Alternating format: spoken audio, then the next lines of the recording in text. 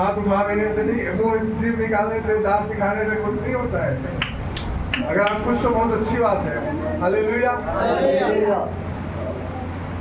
लेकिन मैं समझता हूँ आज हम 99% लोग अपने जीवन से खुश नहीं है। क्या नहीं है?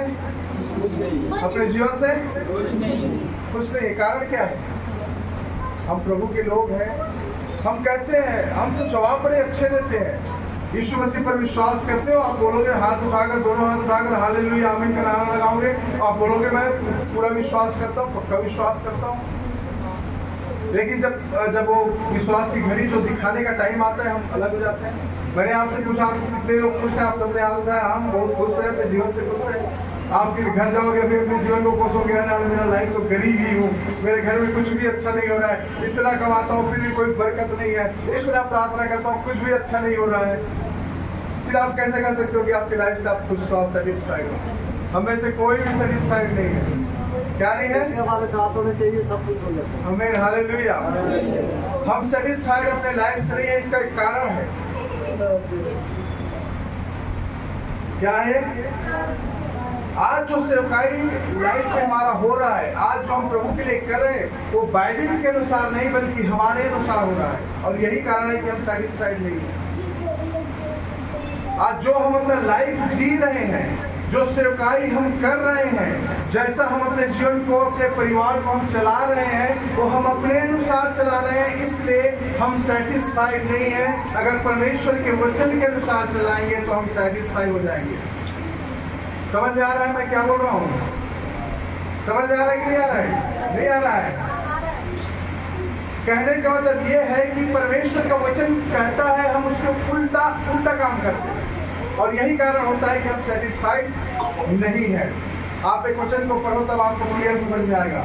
आप पढ़े तो 32 सुसमाचार उसका 6 अध्याय का 33 पद, 32 6 का 33 पढ़ेंगे।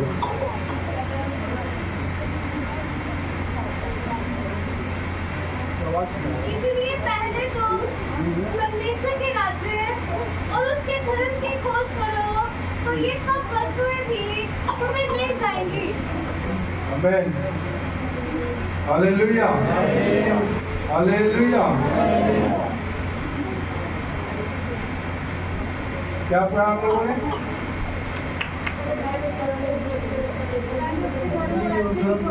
क्या पढ़ा बताओ, जल्दी बताओ सभी लोग, इधर देखो, ध्यान रखो मत कोई। इसलिए कि तुम परमेश्वर के राज्य की खोज करो, वो परमेश्वर के धर्म, मेरे साथ बोलो, परमेश्वर के राज्य और धर्म की खोज करो तो सारी वस्तुएं मिल जाएगी। फिर से बोलो, परमेश्वर के राज्य और धर्म की खोज करो तो सारी वस्तुएं मिल जाएगी। ये उस समय का बात है जब यीशु मसीह एक उपदेश दे रहा था। Hallelujah.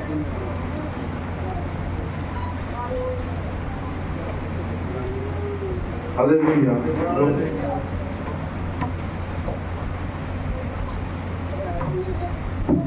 Thank you Jesus. Hallelujah. तो ये उस समय का बात है। आप सोचो, यीशु मसीह जब कहीं उपदेश देते थे, कितने लोग उसके पीछे चलते थे? बताओ संख्या में, बताओ।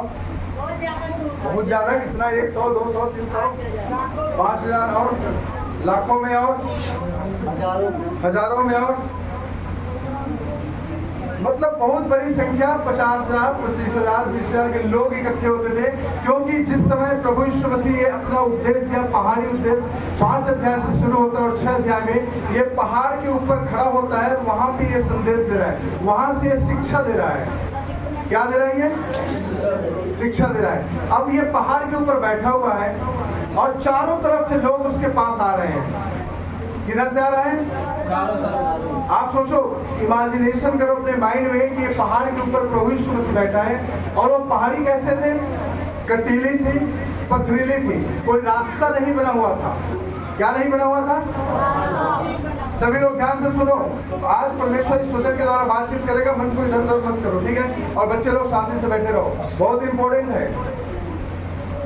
यीशु मसीह माउंटेन के टॉप पर है, लोगों को पता चला यीशु यहाँ पर है। लोग अलग अलग गांवों से निकलकर, शहरों से निकलकर उस पहाड़ की ओर चलने लगा। उस पहाड़ में चढ़ने के लिए कोई रोड नहीं बना था कि आसानी से चढ़ सके, अपने गाड़ी ले जाए या दौड़ के चले जाए। वो रोड पूरे पथरीली भूमि से भरा हुआ था, कटीली भूमि से भरा हुआ था, झाड़ियों से भरा हुआ था। वो झाड़ियों को झाड़ झाड़ कर, कटीली भूमि में अपने पैरों को रख रख कर, उस पथरीली भूमि में अपने पैरों को रख रख कर यीशु मसीह के पास गए। कैसे गए समझ में आया? कैसे गए समझ में आया? आप ऑटो में यहाँ से आ जाते हैं, बाइक में आ जाते हैं, साइकिल से आ जाते हैं, रिक्शे से आ जाते हो, कोई तकलीफ नहीं है। लेकिन वे लोग कैसे गए थे? बताओ कैसे गए थे? पैदल गए थे। और कैसी जगह से गए थे? जहाँ कटीली भूमि थी, पथरीली भूमि थी, झाड़ियाँ थे, झाड़ियों को झाड़ झाड़ के पत्थरों में अपने पैर को रख रख कर यीशु मसीह के पास जाकर बैठे हुए थे। और वहां पर यीशु कहता है, क्या कहता है? धर्म और राज्य की खोज करो। किसकी खोज करो? अब आप इस वचन में सोचो, अगर धर्म और राज्य की खोज कर रहे हो, उसको सिखाने की क्या जरूरत है उन लोगों को? क्यों यीशु ने कहा कि धर्म और राज्य की खोज करो? अगर धर्म और राज्य की खोज कर रहे हैं, यीशु मसीह की खोज करते हुए, तो वो लोग वहां पर पहुंचे हैं ना। समझ में आ रहा है? अगर हम देखते हैं, मान लीजिए कोई बड़ी मिनिस्ट्री की बात करें जहां पे लाखों लोग जाते हैं, तो हम क्या देख कर क्या बोलते हैं? वाह कितने लोग आए, बोलते हैं कि नहीं बोलते हैं? और ये वही लोग होते हैं जो परमेश्वर को ढूंढने के लिए वहां पे गए हुए हैं। लेकिन वहां से पास्टर बोले कि तुम लोग परमेश्वर की खोजी नहीं हो, तो कैसा रहेगा? यहाँ पे प्रभु यीशु मसीह का कहने का मतलब ये था कि तुम परमेश्वर की खोजी नहीं हो, परमेश्वर को ढूंढो, परमेश्वर को खोजो। तो ये अजीब से नहीं लगेगा? लगेगा कि नहीं लगेगा? अगर परमेश्वर को नहीं ढूंढता तो लोग क्यों आते वहां पे? समझ में आ रहा है कि नहीं आ रहा है? आज यहाँ पे आए हो, मैं आपको बोलूंगा कि आप विश्वासी नहीं हो, तो आपको कैसे लगेगा? बुरा लगेगा। लेकिन परमेश्वर ने सेम ऐसा ही कहा कि जितने वहां पे 50,000 या 25,000 लोग थे, बोला कि तुम लोग परमेश्वर और धर्म के राज्य की खोज करो। क्योंकि आए तो सब तकलीफ के साथ आए थे, झाड़ियों को झाड़ झाड़ कर आए थे। कितनों के पैरों से खून बहा होगा, कितने लोगों के शरीर में पसीना बहा होगा, कितने लोगों ने कितने किलोमीटर चलकर उस पहाड़ पर आए होंगे। और वहां पर आज यीशु मसीह आकर कहता है कि भाई तुम लोग धर्म और परमेश्वर के राज्य की खोज करो, तो सारी वस्तुएं तुम्हें मिल जाएगी। क्योंकि परमेश्वर हृदय को जांचने वाला परमेश्वर। क्या है परमेश्वर? हर एक भीड़ जो लाखों में दिखाई देता है, जरूरी नहीं है कि हर एक लोग वहां पे विश्वास से आया है और परमेश्वर को ढूंढने के लिए आया। सब अपने पर्पस और अपने मकसद से आते हैं। किससे आते हैं? अपने उद्देश्य से, अपने मकसद से, अपने पर्पस से आते हैं। यीशु मसीह के पास भी उस पहाड़ पर गए थे, सब अपने उद्देश्य से वहां गए थे। यीशु को पाना है, परमेश्वर को पाना है करके वहां पे कोई नहीं गया था। समझ में आ रहा है? समझ में आ रहा है? पहाड़ के ऊपर जाने वाले लोग क्यों गए थे? किसी को चंगाई चाहिए था, किसी को बरकत चाहिए था, किसी को छुटकारा चाहिए था, किसी को अपने जीवन में लाभ पाना था, किसी को अपने जीवन में खुशी पाना था, किसी को अपने परिवार में शांति पाना था। इस कारण से उस पहाड़ पर लोग गए हुए थे। यीशु को ढूंढना है, यीशु को देखना है, यीशु की आज्ञा को मानना है करके वहां पे कोई नहीं गया था। इसलिए यीशु मन को, उसके हृदय को परखा, उनके हृदय को जाना। समझ में आ रहा है कि नहीं आ रहा है? मैं जो पहला सवाल पूछा, आप सेटिस्फाइड अपने लाइफ से हम क्यों नहीं आए, इसका जवाब इसमें मिलेगा। अगर आप अपने जीवन में खुश रहना चाहते हो, बरकत देखना चाहते हो, तो ध्यान से सुनो। समझ में आ रहा है?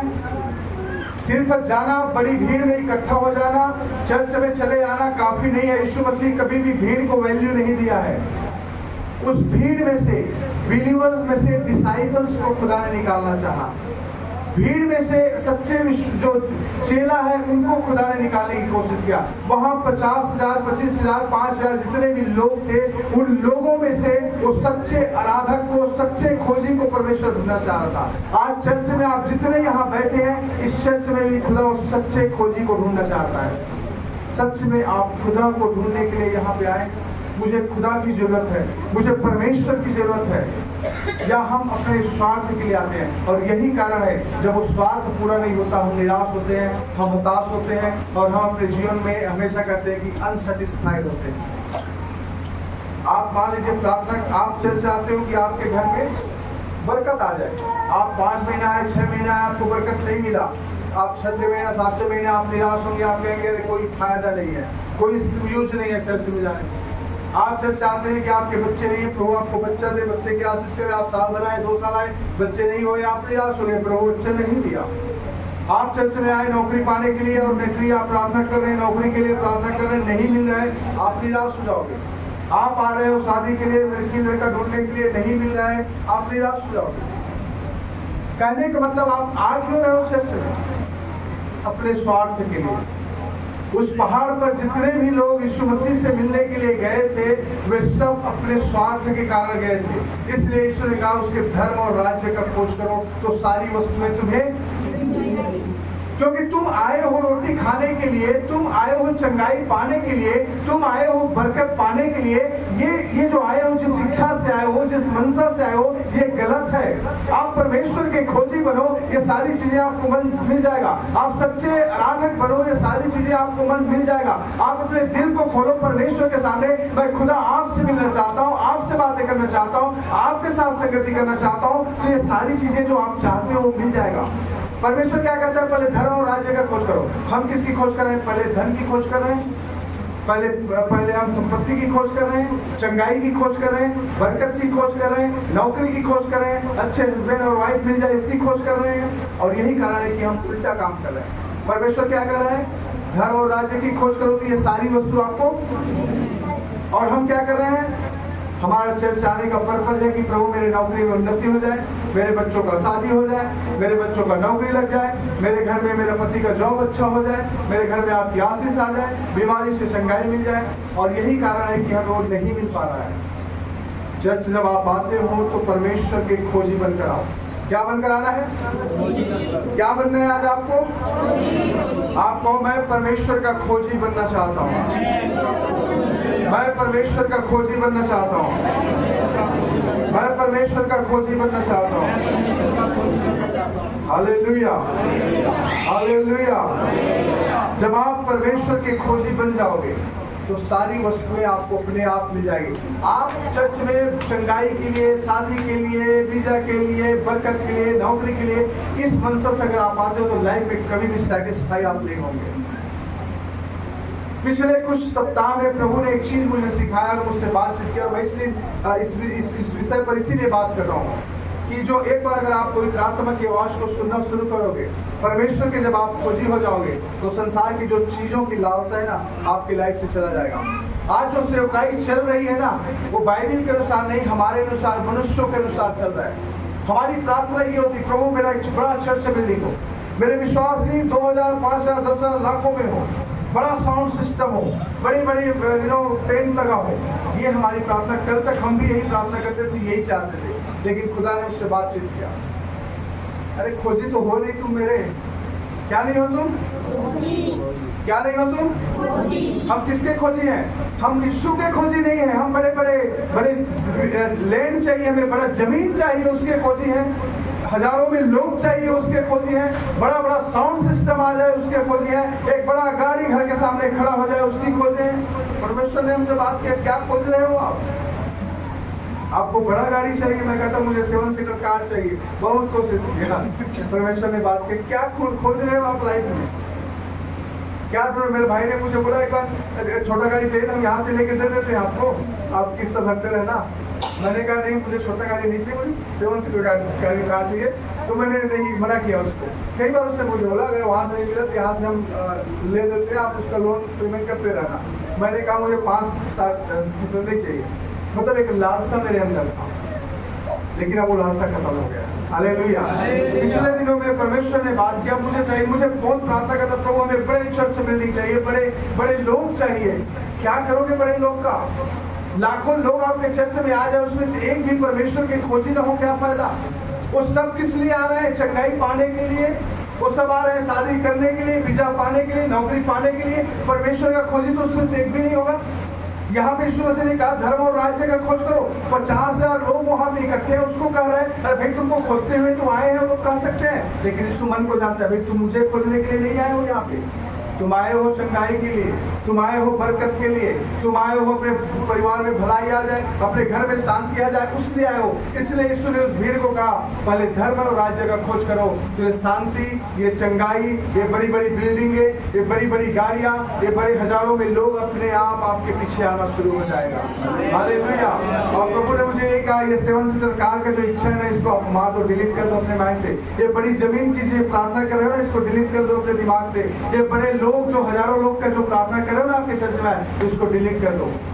इससे पहले परमेश्वर की खोजी बनो। क्या बनो? जब हम परमेश्वर के खोजी बन जाएंगे, परमेश्वर को ढूंढेंगे, ये सारी वस्तुएं अपने आप में हमें प्रार्थना करने की जरूरत नहीं पड़ेगा। खुदा से हम 1 एकड़ का जमीन मांग रहे हो, 10 एकड़ खुदा देने के लिए तैयार है। खुदा से हम 1000 लोग मांग रहे हो, 1 लाख लोग देने के लिए तैयार है। लेकिन कब? जब हम पहले उसके खोजी तो बने, परमेश्वर को ढूंढने वाला तो बने। कोई भी व्यक्ति नहीं है। आप एक वचन पढ़े, आप इसमें 7 अध्याय पढ़े, मत्ती का 7 अध्याय।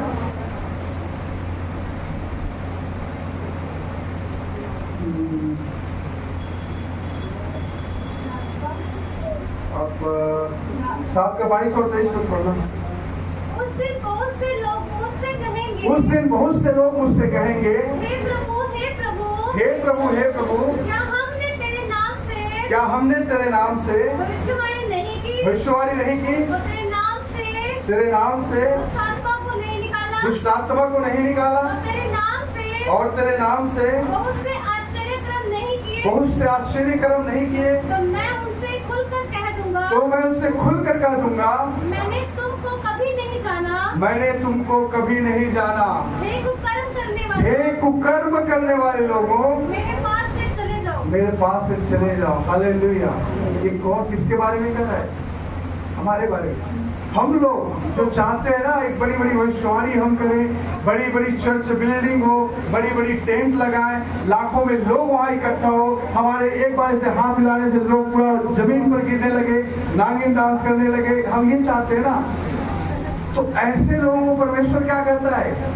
ये कुकर्म करने वालों, मेरे दृष्टि से भविष्यवाणी भी कर रहे हैं, चमत्कार भी हो रहा है, लाखों में लोग भी आ रहे हैं, लेकिन क्या है? मिनिस्ट्री बाइबल के अनुसार नहीं, मिनिस्ट्री हमारे अनुसार आज शुरू हो गया है। हम जैसा चाहते हैं वैसा सेवा कर रहे हैं। हमारी प्रार्थना यही, हमारे साउंड सिस्टम करोड़ों में हो, हमारा बिल्डिंग करोड़ों का हो, हमारा बैठने का, रहने का सब चीज सिस्टम करोड़ों और लाखों में हो। ये हमारी इच्छा है। परमेश्वर की इच्छा ये नहीं है।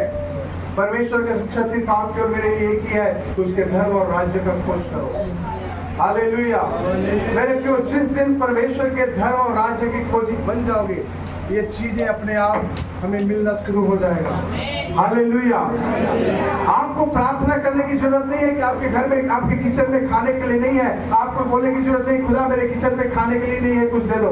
उस खुदा को पता है आपके किचन में खाने के लिए नहीं है। अगर आपके बच्चों के पास पहनने के लिए कपड़े नहीं है, तो परमेश्वर को पता है कि आपके बच्चे के पास कपड़े पहनने के लिए नहीं है, वो देगा। आपको प्रार्थना करने की जरूरत नहीं है। आपको करना क्या है? परमेश्वर के खोजी बन जाओ। क्या बन जाओ आप? क्या बन जाओ आप? पहले राजा की किताब उसका 3 अध्याय का 3 से 14 पद पढ़ेंगे, तो वहां पे किंग सोलोमन के बारे में लिखा है। सोलोमन ने परमेश्वर से क्या मांगा? क्या मांगा था उसने? बताओ क्या मांगा था? परमेश्वर के सामने, सोलोमन के सामने परमेश्वर प्रकट हुआ और सोलोमन से कहा कि भाई आपको क्या चाहिए? आप मांग, जो मांगोगे आपको दूंगा। उस व्यक्ति ने क्या कहा? बताओ क्या कहा उसने? प्रभु मुझे बुद्धि चाहिए। क्या चाहिए? मतलब परमेश्वर के खोजी था वो। क्या था वो? वो कह सकता था मुझे राज्य चाहिए, मुझे ताकत चाहिए, मुझे सामर्थ्य चाहिए, मुझे शक्ति चाहिए। ऐसा कुछ भी नहीं कहा। जब उसने बुद्धि मांगा तो परमेश्वर ने बुद्धि के साथ साथ धन, संपत्ति और महिमा भी उसको दे दिया। हालेलुया। जब आप परमेश्वर के खोजी बन जाओगे तो धन, संपत्ति और महिमा सब कुछ आपको मिलना शुरू हो जाएगा। हालेलुया। हालेलुया। परमेश्वर के खोजी बनो। जहां पुराने नियम से लेकर नए नियम तक जहां भी हम देखते हैं, जो लोग थे वे सब के सब परमेश्वर के खोजी थे। क्या थे वे? नूह की बात करो, मूसा की बात करो, नूह का बात करो, अब्राहम की बात करो, इसहाक की बात करो, याकूब की बात करो, दाऊद की बात करो, जितने भी पुराने नियम के बड़े बड़े जो अगुवे थे वे सब परमेश्वर के खोजी थे। उन्हें धन नहीं चाहिए था, उन्हें संपत्ति नहीं चाहिए था, उन्हें बड़ा नाम नहीं चाहिए था, उन्हें और बड़ा क्या बोलते हैं जो लाइफ में जो खाने पीने की चीज संपत्ति है सबकी जरूरत उन्हें नहीं थी। उन्हें सिर्फ एक ही था, परमेश्वर के खोजी थे लोग। आज हम क्या चाहते हैं? मैं कई बार हमने देखते हैं, कई बार मेरे भी मन में आता था कि मेरा भी ना एक बड़ा बड़ा पोस्टर मार्केट में लगे, हमारा भी बड़ी बड़ी नाम वहाँ पे लिखा रहे, लेकिन प्रभु ने अच्छा हुआ कि प्रभु ने मुझे बता दिया ये सब व्यर्थ है। क्या है ये सब? हम अपनी सेवकाई को आज परमेश्वर की सेवकाई अपने हिसाब से करने लगे हैं। Hallelujah, hallelujah, hallelujah, hallelujah, hallelujah, hallelujah.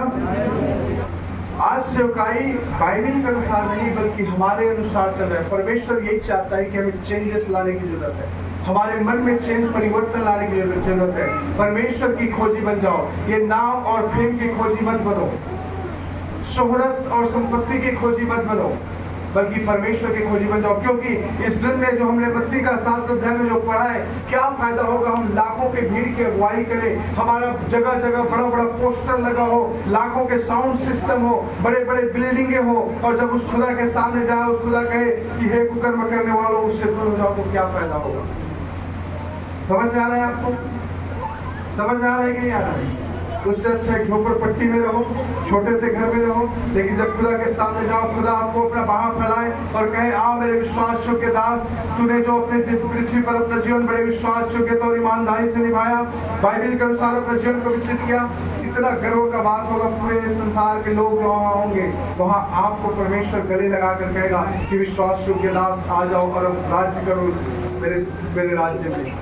Hallelujah, hallelujah. इसलिए मेरे प्रियो मैं आपको बताना चाहता हूँ, आप निराश ना होया करो कि हमारा चर्च छोटा है, हमारे लोग कम हैं। कोई बात नहीं, परमेश्वर खोजियों को ढूंढ रहा है, भीड़ को नहीं ढूंढ रहा है। हालेलुया। बाइबल में कई ऐसे उदाहरण यीशु मसीह ने 99 भेड़ को छोड़कर एक भेड़ के लिए दिया। परमेश्वर ने एक बड़ी भीड़ को छोड़कर उस गन्नेसरत के एक पागल व्यक्ति के पास गया। मतलब परमेश्वर के खोजियों को परमेश्वर ढूंढता है, विश्वासियों को नहीं। सब कहते हैं हम सब विश्वास करते हैं, परमेश्वर विश्वासियों में से खोजियों को अलग करना चाहता है। कौन परमेश्वर को ढूंढने वाला? विश्वासी कौन है? विश्वासी वे सब भीड़ है जो विश्वास से आए हैं। मुझे नौकरी मिलेगा, मुझे चंगाई मुझे मिलेगा, मुझे बरकत मिलेगा, मुझे छुटकारा मिलेगा। ये सब क्या है? ये विश्वासी है, ये सब विश्वासी हैं। वो विश्वासियों को परमेश्वर नहीं चाहता, खोजियों को चाहता है। क्या चाहता है परमेश्वर? खोजियों को चाहता है। पर यीशु मसीह ने सिर्फ 12 चेले रखे थे। उस समय लाखों लोग उसके भीड़ पीछे चल रहे थे, लेकिन वो 12 चेले सच्चा परमेश्वर के खोजी थे। क्या थे वो? और मैं चाहता हूँ इस चर्च में हर एक व्यक्ति परमेश्वर के खोजी बनो। क्या बनो? परमेश्वर की खोजी, धन के खोजी ना बनो, आदर और सम्मान के खोजी मत बनो, महिमा के खोजी मत बनो, और ये बाकी जो संसारिक चीजों के खोजी मत बनो। परमेश्वर के खोजी बनो, ये संसार की सारी चीजें आपको मिल जाएगा। परमेश्वर का वचन कहता है 6:33 में, धर्म और राज्य का खोज करो तो ये सारी वस्तुएं आपको मिल जाएगी। राजा दाऊद ने क्या कहा? खुदा मुझे तेरी उपस्थिति में चलना है, मुझे तेरी ज्ञान की जरूरत है, मुझे तेरी समझ की जरूरत है, और मुझे कुछ नहीं चाहिए। परमेश्वर ने उसे बुद्धि भी दिया, ज्ञान भी दिया, समझ भी दिया, संपत्ति भी दिया, और पूरे देश में सबसे ज्यादा ज्ञानवान, समझदार और आदर की योग्य बना दिया। अगर आप परमेश्वर के खोजी बनोगे तो आपके घर में कोई कमी नहीं रहेगा, तो आपके घर में कोई बीमार नहीं होंगे, आप तकलीफ और समस्याओं में नहीं रहेंगे। Hallelujah, hallelujah. उसके धर्म की खोज करो। पहले क्या? उसके राज्य की खोज करो। दूसरी बात क्या कहते हैं? उसके धर्म की खोज करो। दानियल का किताब 1 अध्याय का 8 से 17 पद पढ़ते हो, वहां पे दानियल के बारे में लिखा हुआ है। उसके धर्म की खोज करने का मतलब क्या है?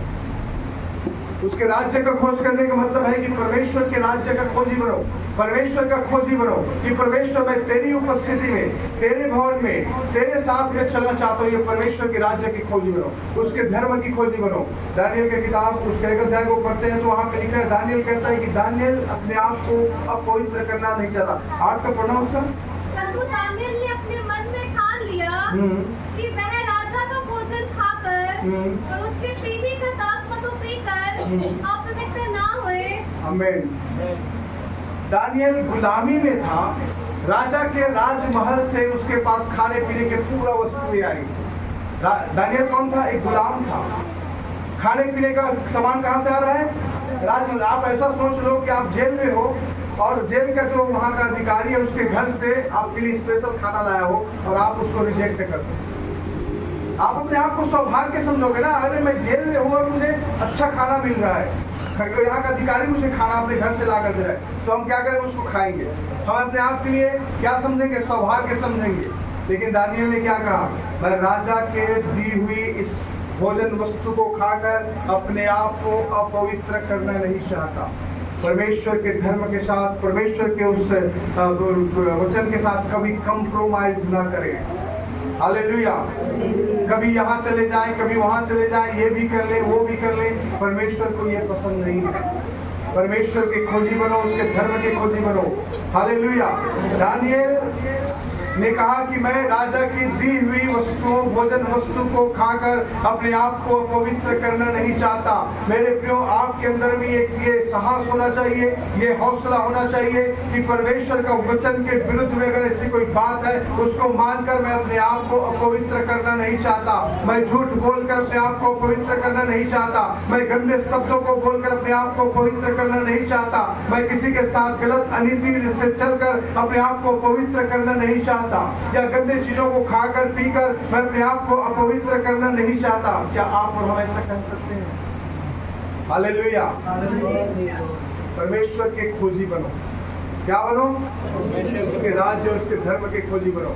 दानियल को प्रभु ने इसी कारण से इतना ज्ञानवान, इतना सामर्थी, इतना बुद्धिमान बनाया कि पूरे राज्य में दानियल के जैसा कोई व्यक्ति नहीं था। Hallelujah, hallelujah. इसका परिणाम क्या हुआ? जब राजा दानियल ने राजा की भोजन वस्तु को खाने से रिजेक्ट कर दिया, उसको तिरस्कार कर दिया, इसके बदले में खुदा ने क्या दिया? आदर दिया, सम्मान दिया, बुद्धि दिया और ऊंचे पद पर लेकर खड़ा कर दिया। हालेलुया। जब आप कोई चीज को कंप्रोमाइज नहीं करेंगे, मैं प्रभु के सामने उसके अलावा मैं कुछ और कारण चीजों को खाकर पीकर और किसी के घर में जाकर आनंद मनाकर डांस करके अपने आप को अपवित्र ना करें। डीजे में गाना चल रहा है, शादी में गए वो पूरा नागिन डांस चल रहा है सबका। कितने लोग नागिन बनते हुए दिखाई देते हैं वहां पे, हमारे विश्वासी लोग। नाचना ही है तो परमेश्वर की उपस्थिति में नाचो। परमेश्वर में बहुत सारे बाइबल वचन है। परमेश्वर बोलते हैं दाऊद नाचता था। परमेश्वर के भजन गाओ, नाचो। घर में नाचने का मन है तो परमेश्वर का भजन लगा दो। कितना नाचना है नाचो। नाचना है, हमें गाना है, परमेश्वर की उपस्थिति में मगन हो जाओ। हालेलुया। ये नहीं कि आप बाहर में डीजे बज रहे हैं, डीजे में आप नागिन बन के डांस करते रहो। परमेश्वर को आप रिजेक्ट कर रहे हो, परमेश्वर की बातों को आप रिजेक्ट कर रहे हो। अगर ऐसा आप करने वाला व्यक्ति है, परमेश्वर की उपस्थिति में चलने वाला, परमेश्वर के लिए सब कुछ त्यागने वाला, परमेश्वर आपको आदर की योग्य और महिमा की योग्य और बुद्धिमान बना देगा। हालेलुया। जिस तरह से उसने दानियल को बना दिया था। और परमेश्वर तीसरी बात है, समाप्त करूंगा थोड़ी देर और। प्रतिज्ञा परमेश्वर ने क्या किया कि सब वस्तुएं तुझे मिल जाएगी। क्या होगा? सब वस्तुएं तुझे। पहला राजा उसका 17 अध्याय का 8 से 16 पद पढ़ेंगे तो वहां पे एक विधवा के बारे में लिखा हुआ है। किसके बारे में लिखा है? एलिया एक विधवा के पास गया और उससे कहा कि जो तेरे पास है उसको मेरे पास लेकर आओ। क्या लेकर आओ? जो तुम्हारे पास है उसे। अंतिम बोले उस विधवा के पास पढ़ो तो उसका 17 पहले। तब यहोवा का यह वचन उसके पास पहुंचा, चलकर सीदोन के सारपत नगर में जाकर वहीं रह। सुन, मैंने वहाँ की एक विधवा को तेरे खिलाने की आज्ञा दी है। अतः मैंने वहाँ से चल दिया और सारपत को गया। उस वचन को पढ़ो जहाँ पे लिखा है कि विधवा को लेकर आओगे। जो विधवा ने अपने जो खाना था उसको दिया उसको।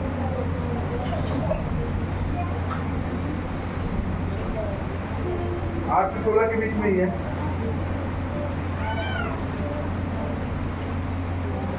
जब वह लेने जा रही थी तो उसने उससे पुकार के कहा, अपने हाथ में एक टुकड़ा रोटी भी मेरे पास लेती आ।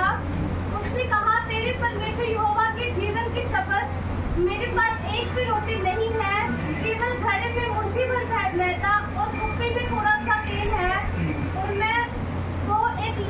खड़ी बीन कर लिए जाती हूँ कि अपने और अपने बेटे के लिए उसे पकाऊं और हम खाएं और फिर मर जाए। ओके, आमीन, हालेलुया। मैंने 3 बातें आज आप लोगों को बताया। पहले उसके धर्म और राज्य का खोज करो। क्या बात? धर्म और राज्य का खोज करो तो सारी वस्तुएं तुझे मिल जाएंगी। हमारी रिस्पॉन्सिबिलिटी, हमारा रिस्पॉन्सिबिलिटी क्या है? हमारी जिम्मेवारी क्या है? उसके धर्म और राज्य का खोज करना। हमारी जिम्मेवारी क्या है? बोलिए सभी लोग, हमारी जिम्मेवारी क्या है? परमेश्वर के धर्म और राज्य का। परमेश्वर का जिम्मेवारी क्या है? हमारी जरूरत को। परमेश्वर का जिम्मेवारी क्या है? हमारी जरूरत को। आज सेवकाई में या हम विश्वासी हम टोटली उल्टा करते हैं। जितनी बड़ी मिनिस्ट्री हो चाहे जितनी छोटी मिनिस्ट्री हो, हम सब उल्टा कर रहे हैं, अपने रीति से चलने वाले हैं। यहाँ पे देखो उस विधवा को परमेश्वर ने क्या कहा? उस विधवा ने क्या कहा? मेरे पास सिर्फ खाने के लिए 1 टाइम का रोटी और थोड़ा सा तेल है, उसको खाएंगे और हम मर जाएंगे। लेकिन जब एलिया ने कहा कि आप उसको मेरे लिए लेकर आओ, उस विधवा ने उसके लिए लेकर गया। ये हमें इस बात को सिखाता है कि आप कई बार हम कहते हैं हम भरपूरी में बहुत कुछ करते हैं, हमारी सुविधा के अनुसार हम परमेश्वर को इस्तेमाल करना चाहते हैं। अगर हमारा सुविधा है तो हम चले जाएंगे, सुविधा है तो नहीं जाएंगे। लेकिन ये कहानी, विधवा की कहानी हमें सिखाती है कि आप पहला प्रायोरिटी परमेश्वर और परमेश्वर के दासों को देना सीखो। हालेलुया। परमेश्वर के दास एलिया से कहा कि भाई ये है, एलिया ने जब कहा कि उसको मेरे लिए लाओ, तो सोच लो ये बुढ़िया अपने बेटे को नहीं देकर, खुद नहीं खाकर, परमेश्वर के उस दास को वैल्यू दिया, परमेश्वर के उस दास को महत्व दिया और उसके लिए लाकर वहां पे रख दिया। और इसका परिणाम क्या हुआ? उसका कुप्पी और उसका वो रोटी कभी खत्म नहीं हुआ। अरे पूरे जीवन भर वो लोग खाकर आनंद किया। हालेलुया। जब आप परमेश्वर को देने के लिए शुरू करेंगे अपना समय, अपना संपत्ति, अपना आदर, अपना महत्व, तो आप देखना आपके लाइफ में परमेश्वर कभी किसी चीज की कमी घटी होने नहीं देगा। Hallelujah, hallelujah. तो इसलिए मेरे प्रियो, परमेश्वर का जिम्मेवारी है हमारी जरूरत को पूरा करना, हमारी जिम्मेवारी है परमेश्वर की खोजी बनना। क्या सीखा आज आपने? 2 बातें। हमारी जिम्मेवारी क्या है? आज से घर में जाकर पति को नहीं करना मेरे लिए एक सोने का कंगन चाहिए और सोने का यहाँ पे लगाने वाला चाहिए। बताओ, कविता के कान में भी था, आपने देखा होगा सोने का। परमेश्वर ने बात किया, उसने निकाल कर किसी को दे दिया। गले में भी चैन था, परमेश्वर ने कहा इसको दो, उसने दे दिया। कंगन थी हाथ में सोने की, इसने मेरे मम्मी को दे दिया। मैं ये बता क्यों रहा हूँ? समझ आ रहा आपको? मैं ये नहीं कहता कि आप भी जाकर सबको दे दो, अगर परमेश्वर कहता है तभी तो ठीक है। नहीं, ये मेरे कहने का मतलब ये नहीं कि आप भी अपना सोना का निकालो और किसी को दे दो, नहीं। लेकिन अगर परमेश्वर कहता है तो दो। ये मैं इसलिए बता रहा हूँ कि अब हमारे लाइफ में, कविता ऐसी थी, हमेशा चाहती थी मेरे पास सोने का कुछ ये हो, लेकिन अब उसके लाइफ से सोने का चीजें रखने का इच्छा खत्म हो गया। हालेलुया। कहने का मतलब है जब आप परमेश्वर के खोजी हो जाओगे तो संसार की चीजों की खोजी आप नहीं रहोगे। आज मैं प्रभु का धन्यवाद करता हूँ, मेरे लाइफ में कोई इच्छा नहीं कि मैं अच्छे से ड्रेस पहनूं, नए नए ब्रांड से जाकर कपड़ा खरीदूं या जूते खरीदूं। मैंने कभी भी ब्रांडेड जूता नहीं खरीदा। पिछले साल किसी ने, हमारे विश्वासी ने मुझे एक शोरूम में लेकर गया, वहां से मुझे एक ब्रांडेड जूता खरीदा। मैंने कहा मेरी लाइफ में पहली बार मैं ले रहा हूँ, क्योंकि मैंने अपने पैसे से कभी भी ब्रांडेड चीजें नहीं ली है। वो तो पहले की बात है, लेकिन अभी प्रभु ने मुझसे बात किया है, तब से मेरी सारी इच्छाएं हमारी लाइफ में, हम दोनों के लिए, हमारी लाइफ को इच्छा खत्म हो गया कि हमें ये चाहिए, हमें वो चाहिए। नहीं, हमें सिर्फ परमेश्वर के खोजी बनना है। हालेलुया। तो मैं चाहता हूँ मेरे प्रिय, परमेश्वर ने हमें ये भी बताया कि हमारे चर्च के हर एक लोगों को खोजी बनाओ, उनको विश्वासी मत बनाओ। और मैं चाहता हूँ आप एक विश्वासी नहीं, आप एक खोजी बनो। हर एक लोग परमेश्वर के खोजी बनो। क्या बनो आप? धन और संपत्ति और जो चीजें आप चाहते हो, परमेश्वर अपने आप को चीज दे देगा जब आप उसके खोजी बनोगे। जब आप उसके खोजी बनोगे, आप कभी दुखी नहीं होगे आपको क्या मिल रहा है क्या नहीं मिल रहा है, कपड़े हैं या नहीं है, गाड़ी है या नहीं है, बाइक है या नहीं है, कौन सी कपड़े पहन रहे हो, कौन से जूते पहन रहे हो, कैसे चल रहे हो, कोई मैटर नहीं करता। आपकी इच्छाएं खत्म हो जाएगी जिस दिन आप प्रभु से आपका इनकाउंटर होगा। हालेलुया। जिस दिन आपका पवित्र आत्मा की आवाज को आप सुनना शुरू करोगे, परमेश्वर से आपकी मुलाकात हो जाएगी, मैं गारंटी देता हूँ उस दिन से आपकी इच्छा दुनिया में खत्म हो जाएगा। आप किसी चीज को पाने की या रखने की इच्छा आपके मन से हट जाएगा। सोना और चांदी पहनने की इच्छाएं आपके जीवन से चली जाएगी जिस दिन प्रभु यीशु मसीह के साथ आपका मुलाकात हो जाएगा। हालेलुया। अभी नहीं होगा। आप सब लोग के साथ पास सोना है। मैं ये नहीं कह रहा आपने शहरों को सोना पहन रखे हो तो आप हर्ट नहीं होना मेरी बातों को सुनकर, लेकिन मैं बता रहा हूँ अगर जिस दिन आपका मुलाकात यीशु मसीह से हो जाएगा आप यहाँ आकर गवाही दोगे और आपके शरीर में कुछ भी नहीं रहेगा। हालेलुया। अरे मेरा कहने का मतलब ये भी नहीं है कि आपने सोना पहना है तो आप प्रभु यीशु मसीह को नहीं जानते हो, ये भी नहीं। आप मिसअंडरस्टैंड नहीं करना। प्रभु यीशु मसीह बिल्कुल सोना चांदी के खिलाफ नहीं है। पहले खुद चाहते थे प्रभु के भवन में सोने और चांदी के बर्तन हुआ करते थे, तो प्रभु यीशु मसीह के खिलाफ नहीं है। लेकिन कहने का मतलब मेरा ये है कि हमारी जो चाहत है संसारिक चीजों का वो खत्म हो जाता है। हालेलुया। प्रभु इस वचन के द्वारा हम सभी को आशीष करें। आइए हम सभी अपने स्थानों में खड़ा हो जाएंगे।